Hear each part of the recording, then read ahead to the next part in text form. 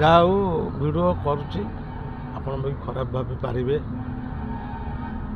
ତେଣୁକରି ଭାବନ୍ତୁ ଚେଷ୍ଟାଟା ଜାରି ରଖିବା।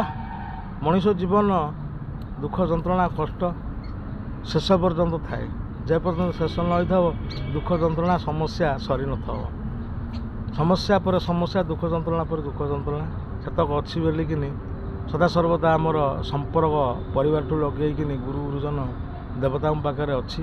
କାହିଁକି ନା ସେମାନଙ୍କର କିଛି ନା କିଛି ଆଦର୍ଶ ଉପଦେଶ ପାଳନ କଲେ ଆମର କାଳେ କିଛି ଟଳିଯିବ କି, ସେହି ପରିପ୍ରେକ୍ଷୀରେ ସେମାନେ ହିଁ ଶ୍ରେଷ୍ଠ। ସେହି ପରିପ୍ରେକ୍ଷୀରେ ମୁଁ ଗୋଟେ ଭିଡ଼ିଓ କରୁଛି, ଆପଣମାନଙ୍କର ମନେ ପକାଇ ଦେଉଛି। ଗୁରୁ ଗୁରୁଜନ ଈଶ୍ୱର ଈଶ୍ୱରୀଙ୍କର କାମ ଆଉ ମହତ୍ତ୍ୱ, ସେ ମହତ୍ତ୍ୱ ଆଉ କାମ ବିନା କୌଣସି ଜିନିଷ ପୃଥିବୀରେ ଶ୍ରେଷ୍ଠ ନୁହଁ। ବିଗତ କେତେ ବର୍ଷ ତଳେ 4 ବର୍ଷ 5 ବର୍ଷ ଫଟା ବାଦଲ ବରସିଲା ଉତ୍ତରାଖଣ୍ଡରେ ମୂର୍ତ୍ତି ଅଲଗା ମନ୍ଦିର ଅଲଗା କରିଦେଲା।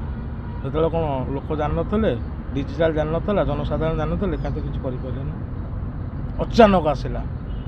ତା ପରବର୍ତ୍ତୀରେ ଗତ ବର୍ଷ ଭୂସ୍ଖଳନ ହିମାଚଳ ପ୍ରଦେଶରେ ହେଲା, ରାସ୍ତାଘାଟ ବନ୍ଦ ହୋଇଗଲା, ପାଣିପାଗ ସୂଚନା ଦେଲା, କିଛି କରିପାରିଲେ। ତେଣୁକରି ଯେତେ ବି ଯାହା ହେଉ ଆମକୁ କ୍ଷଣ ମାତ୍ରାରେ ଅବଗତ କରାଇଦେବେ ପାଣିପାଗ ଡକ୍ଟର ଆଉ ଗୁରୁ ଗୁରୁଜନ, କିନ୍ତୁ ରକ୍ଷା କଲା ଲୋକ ରକ୍ଷା କରିବେ, ସିଏ ହେଉଛି ଈଶ୍ୱର ଈଶ୍ୱରୀ। ତାଙ୍କ ବିନୁ ଅନ୍ୟ ଗତି ନାହିଁ। ସେ ଚାହିଁଲେ ରକ୍ଷା କରିପାରିବେ, ସେ ଚାହିଁଲେ ମୃତ୍ୟୁମୁଖକୁ ନେଇପାରିବେ।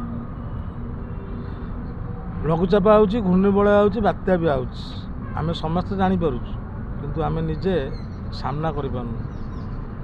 କିଛି ଖାଦ୍ୟ ସଂଗ୍ରହ କରିକି ଆଣିକିନି ଆମେ କିଛି ସୁରକ୍ଷିତ ଜାଗାକୁ ଯାଉଛୁ କି ସୁରକ୍ଷାରେ ରହିବା ପାଇଁକି ଚେଷ୍ଟା ଜାରି ରଖୁଛୁ। ଚେଷ୍ଟା ଜାରି ରଖିଲା ପରେ କିଛି ସୁରକ୍ଷା ପାଉଛୁ, କିନ୍ତୁ ସମ୍ପୂର୍ଣ୍ଣ ମାତ୍ରାରେ ସୁରକ୍ଷା ପାଉନୁ। ଏଇ ବାତ୍ୟା ହେଉ ଆଉ ଘୂର୍ଣ୍ଣିବଳୟ ହେଉ କି ପାଣିପାଗ 4-7-8 ଦିନ ଘୂର୍ଣ୍ଣିବଳୟ ହେଉ, ତେଣୁ କରିକିନି ଈଶ୍ୱର ଈଶ୍ୱରୀ ଗୁରୁ ଗୁରୁଜନଙ୍କୁ ଟିକେ ଲକ୍ଷ୍ୟ ରଖନ୍ତୁ, ତାଙ୍କ ଉପଦେଶ ପାଳନ କରନ୍ତୁ, ସତ୍ଶିକ୍ଷା ସତ୍ଜ୍ଞାନ ଭରସା ବିଶ୍ୱାସ ତାଙ୍କ ପାଖରେ ରଖନ୍ତୁ, ଚଳପ୍ରଚଳ କରନ୍ତୁ। ସୋସିଆଲ ମିଡ଼ିଆରେ ସମସ୍ତଙ୍କୁ ପରିବର୍ତ୍ତନ କରିବା ପାଇଁ ଭଲ ଭଲ ଏଇଭଳିଆ ଟିକେ ଟିକେ ବାର୍ତ୍ତା ଦିଅନ୍ତୁ। ଆମେ ବଦଳିବା, ମୁଁ ବଦଳିବି, ସମସ୍ତେ ବଦଳିବା, ରାମ ରାଜ୍ୟ କରିବା, ରାମ ପ୍ରଦେଶ କରିବା। ନିଶ୍ଚିତ ଆଗାମୀ ଦିନରେ ଆପଣମାନଙ୍କର ଗୋଟେ ଭିଡ଼ିଓ ଗୋଟେ ବାର୍ତ୍ତା ସମସ୍ତଙ୍କୁ ବଦଳାଇ ପାରିବ। ନମସ୍ତେ, ବୁଝିପାରୁଥିବେ ସମସ୍ତେ। ସର୍ବଭବନ୍ତୁ ସୁଖିନଃ।